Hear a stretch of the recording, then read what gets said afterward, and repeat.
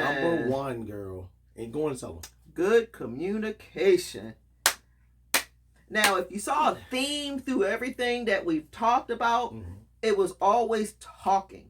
Yeah. Talking, communicating with each other. But you got to think about this.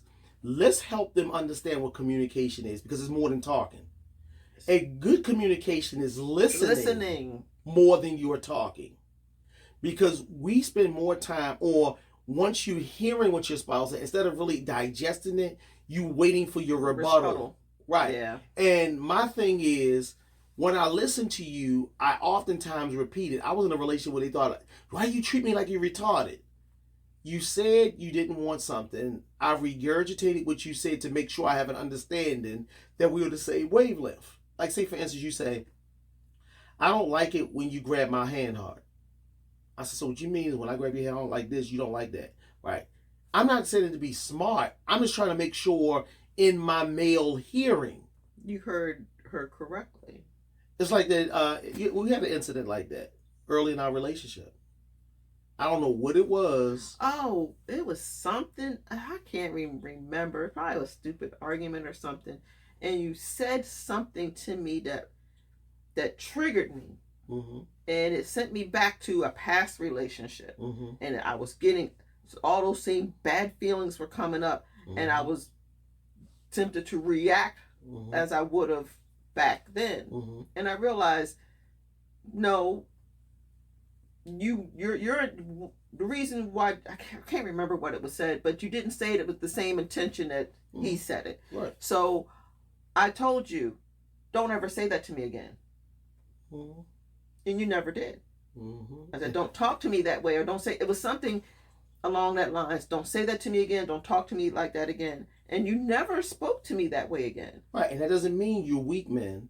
The strongest man has a compassion for the feelings of the person they're in love with. Mm-hmm. And I think if you really respect, trust, establish roles, and know your spouse or your partner's love language, that should come easy. If they say they don't like it, don't argue why they should. Respect it and move on. There's plenty of things you can do besides that thing that irritates them. And grow up. Mature past tit for tat. Yeah. You know, good communication. I tell you, you may fix a dish that I call it bougie. I like to try to experiment. Or the white folk stuff. That's what I say. I like to experiment. And I say different things. I'm from East Baltimore. I don't want to eat that mess until you try it. And then most of the time I don't like it. Sometimes. Most of the time. There's been some things you liked. Some of that stuff don't even smell like it should be eaten. There's some things you like. Some things. Later on I matured. Like I blew her mind that New Year's Eve when I ate chicken Alfredo. Oh my gosh. Yes. I don't eat white stuff.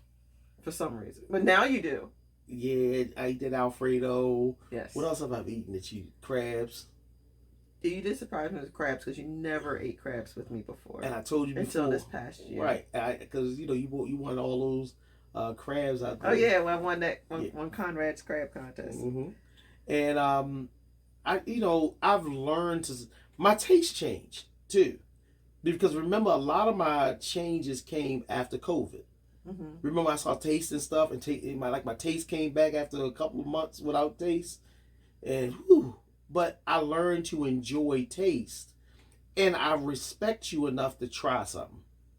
Even if it's a spoonful and I don't like it. But if you don't like it, you tell me you don't like it, so I know not to feed you that anymore.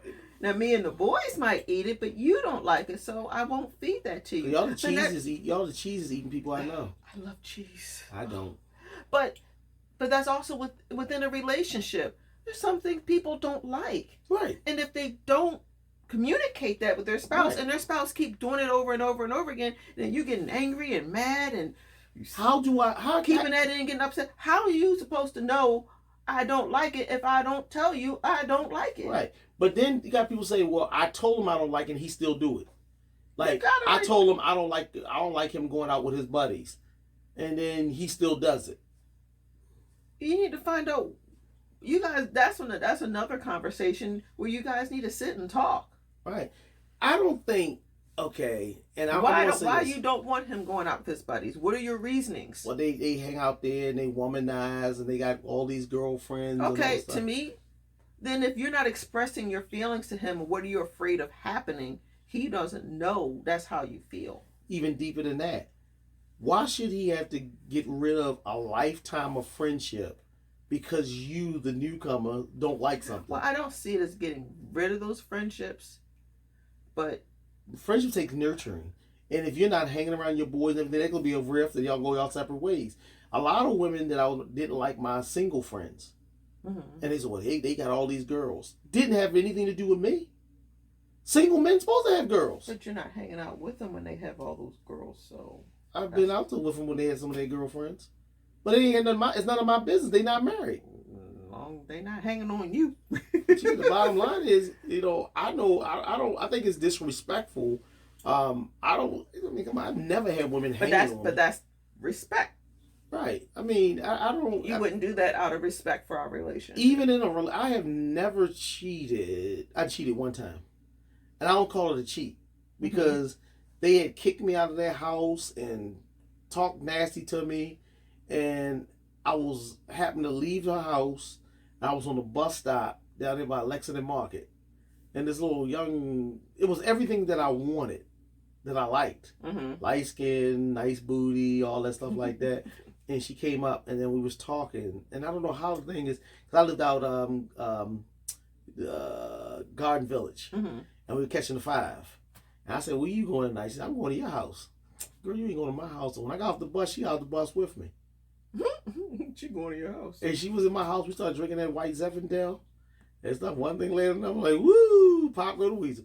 But I later admitted that to my girlfriend then, that it happened, but that was like 2 days. She didn't want to talk to me no more, all this stuff like that, because of an argument with her family.